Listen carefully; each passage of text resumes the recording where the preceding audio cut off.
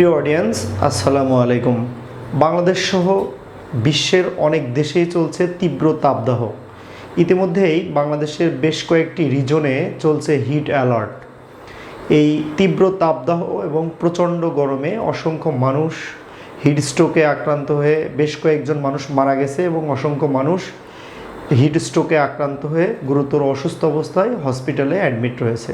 প্রিয় অডিয়েন্স, এই গরমে সুস্থ সুন্দর থাকার জন্য আমাদের বেশি বেশি পানি পান করতে হবে। যতটা সম্ভব জরুরি কাজ না থাকলে ঘরের ভিতরে এবং ছায়াযুক্ত স্থানে অবস্থান করতে হবে এবং খাওয়া দাওয়ার ব্যাপারে আমাদের যথেষ্ট সচেতন হতে হবে। পচা বাসি খাবার পরিহার করতে হবে। সেই সাথে অধিক মশলাযুক্ত খাবার, ডুবো তেলে ভাজা খাবার, কালো তেলে ভাজা খাবার, process food, junk food, street food এগুলো এড়িয়ে চলতে হবে। প্রিয় অডিয়েন্স, সম্ভব হলে তাজা ফল, পানি সমৃদ্ধ ফল, তরমুজ, আখের রস, ডাবের পানি এবং লেবুর শরবত বেশি বেশি পান করা যেতে পারে। প্রিয় অডিয়েন্স, এই যে বৈশ্বিক তাপমাত্রা বৃদ্ধি, পৃথিবীর অ্যাভারেজ টেম্পারেচারের যে বৃদ্ধি এবং আমাদের বাংলাদেশের তাপমাত্রা যে বৃদ্ধি, এটার মূল কারণটা কি? এটা গবেষণায় দেখা গেছে এবং বিজ্ঞানীদের মতামত বিশ্লেষণ করলে জানা যায় এই বৈশ্বিক তাপমাত্রা গ্লোবাল ওয়ার্মিংয়ের জন্য আমরা নিজেরাই দায়ী।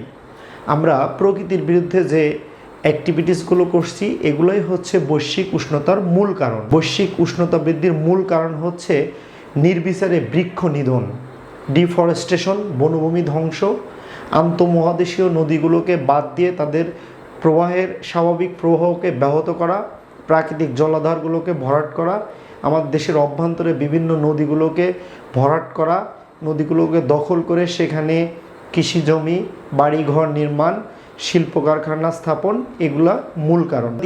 এই অর্থ ব্যবস্থায় পৃথিবীর বিভিন্ন দেশ অর্থনৈতিকভাবে সমৃদ্ধি অর্জনের জন্য অপরিকল্পিতভাবে নগরায়ন করছে এবং অপরিকল্পিতভাবে শিল্প কারখানা গড়ে তুলছে। এই শিল্প কারখানাগুলোতে ব্যাপক পরিমাণ জীবাশ্ম জ্বালানি এবং কার্বন নিঃসরণ করছে।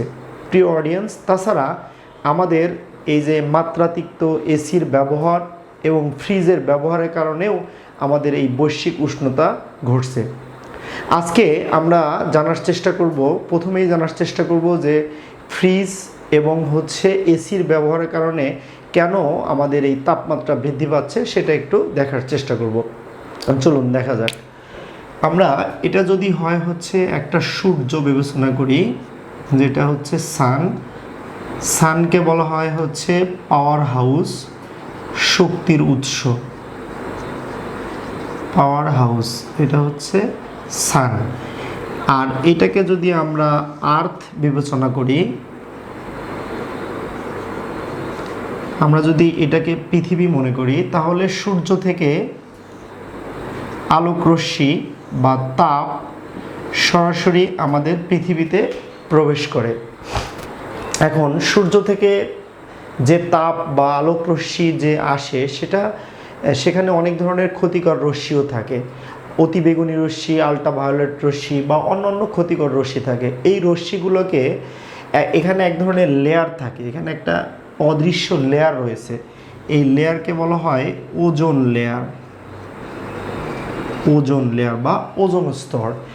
যখন সূর্য থেকে বিভিন্ন ধরনের ক্ষতিকর রশ্মি আমাদের পৃথিবীতে আসে তখন এই ওজোন লেয়ার এই রশ্মিগুলোকে ফিল্টারাইজেশন করে যে ক্ষতিকর রেগুলো আছে সেগুলোকে ফিল্টার করে, আর যেটা আমাদের জন্য ইউজফুল সেটা আমাদের পৃথিবীতে আসে।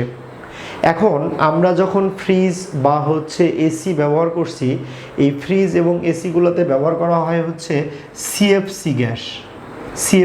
এই সিএফসি গ্যাস ওজোন স্তর ধ্বংসের মূল কারণ।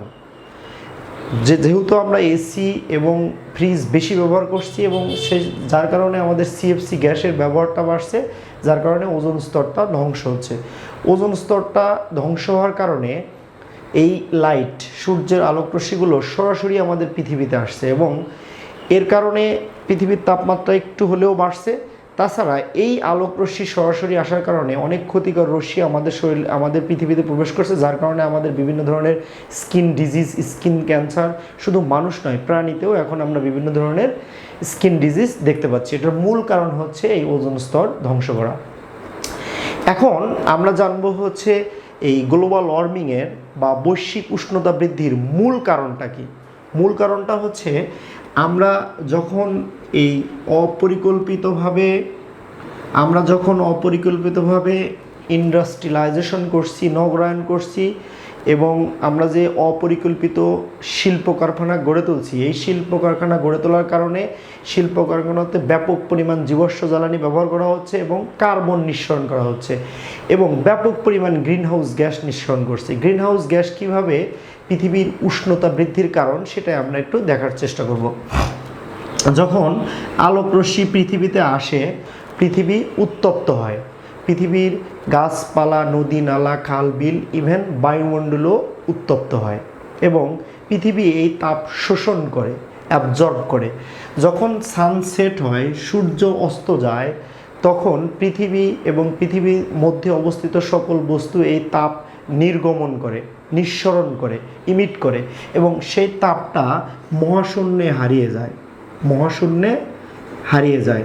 তাপটা পৃথিবী নিঃসরণ করে, সেই তাপটা বায়ুমণ্ডল পেরিয়ে মহাশূন্যে হারিয়ে যায় এবং পৃথিবীর টেম্পারেচারটা স্বাভাবিক থাকে। বাট যখন আমরা গ্রিনহাউস গ্যাস বৃদ্ধি করি, তখন এই গ্রিনহাউস গ্যাসগুলো এই বায়ুমণ্ডলের দিকে এক ধরনের লেয়ার তৈরি করে, একটা অদৃশ্য আস্তরণ তৈরি করে, রেস্ট্রিকশন তৈরি করে, এবং এই গ্রিনহাউস গ্যাসগুলো এই ধরনের এক ধরনের রেস্ট্রিকশন তৈরি করার ফলে পৃথিবীর তাপমাত্রা যখন নির্গত হয়, তখন এই গ্রিনহাউস গ্যাস এই তাপকে আর মহাশূন্য যেতে দেয় না, বাধা সৃষ্টি করে। এই বাধা সৃষ্টি করার কারণেই পৃথিবী উত্তপ্ত হয়, যার কারণে আমাদের পৃথিবী আজ উত্তপ্ত। এতদিন আমরা জানি যে গ্রিনহাউস গ্যাস বৃদ্ধির ফলে পৃথিবী উত্তপ্ত হবে, কিন্তু এতদিন থিওরিটিক্যাল ছিল। এখন আমরা বাস্তবে সেটা দেখতে পাচ্ছি যে পৃথিবীর অ্যাভারেজ টেম্পারেচার গত কয়েক দশকের তুলনায় এখন অনেক বৃদ্ধি পেয়েছে। এটার অনেক ধরনের ক্ষতিকর প্রভাব রয়েছে, ইতিমধ্যেই সেটা আমরা দেখতে পাচ্ছি। এটার আর সবচেয়ে বেশি অ্যালার্মিং দিক হচ্ছে যে পৃথিবীর তাপমাত্রা যদি, অ্যাভারেজ টেম্পারেচার যদি অনেক বেশি বেড়ে যায়, তাহলে পৃথিবীর মেরুতে অবস্থিত যে জমে থাকা বরফগুলো গলে যাবে। বরফগুলো গলে যাওয়ার পরে সমুদ্র লেভেল, সি সারফেসটা অনেক রেইজ করবে, বৃদ্ধি পাবে। ফলে মালদ্বীপ বা আমাদের দেশের নিম্ন অঞ্চল, বিভিন্ন দেশ প্লাবিত হবে এবং লবণাক্ত পানি আমাদের উর্বর জমিতে প্রবেশ করবে এবং আমাদের উৎপাদনটা হ্রাস পাবে। এছাড়া এই গ্লোবাল ওয়ার্মিং বা বৈশ্বিক তাপমাত্রা যদি বৃদ্ধি হয়, তাহলে আমাদের এনট্রপি বৃদ্ধি পায়। এনট্রপি বৃদ্ধি পেলে পৃথিবীতে বিভিন্ন ধরনের প্রাকৃতিক দুর্যোগের ঘটনা ঘটবে। কীরকম সেটা? যে বিভিন্ন ধরনের সাইক্লোন হবে, ঘূর্ণিঝড় হবে, বন্যা হবে, মহামারী হবে, বিভিন্ন ধরনের প্রাকৃতিক বিপর্যয়ের বা প্রাকৃতিক দুর্যোগের আবির্ভাব ঘটবে। তাহলে এর থেকে বাঁচার জন্য সলিউশনটা কি? এর থেকে বাঁচার জন্য আমাদের উপায় কি? উষ্ণতাকে হ্রাস করার জন্য আমাদের প্রচুর পরিমাণ গাছ লাগাতে হবে, আমাদের বনভূমি রক্ষা করতে হবে, আমাদের প্রাকৃতিক জলাধারগুলোকে অবশ্যই রক্ষা করতে হবে, এবং আন্তঃমহাদেশীয় নদী এবং দেশের অভ্যন্তরে যে নদীগুলো রয়েছে সেগুলোর বাঁধ অপসারণ করে, দখলমুক্ত করে স্বাভাবিক প্রবাহ অব্যাহত রাখার চেষ্টা করতে হবে। এবং সেই সাথে আমাদেরকে অত্যন্ত সচেতন হতে হবে এবং এই বৈশ্বিক উষ্ণতা বৃদ্ধির যে কুফল রয়েছে সে বিষয়গুলো মানুষকে সচেতন করতে হবে। এবং আমাদের শিল্প কারখানাগুলো স্থাপন করার আগে অবশ্যই সেগুলো পরিবেশ বান্ধব হতে হবে এবং শিওর করতে হবে যে সেখানে গ্রিনহাউস গ্যাসের নিঃসরণ ঘটবে না। তবেই আমাদের এই পৃথিবীটা সুন্দর থাকবে এবং আমরা আমাদের ভবিষ্যৎ প্রজন্মের জন্য একটা সুন্দর পৃথিবী উপহার দিয়ে যেতে পারবো। ধন্যবাদ সকলকে।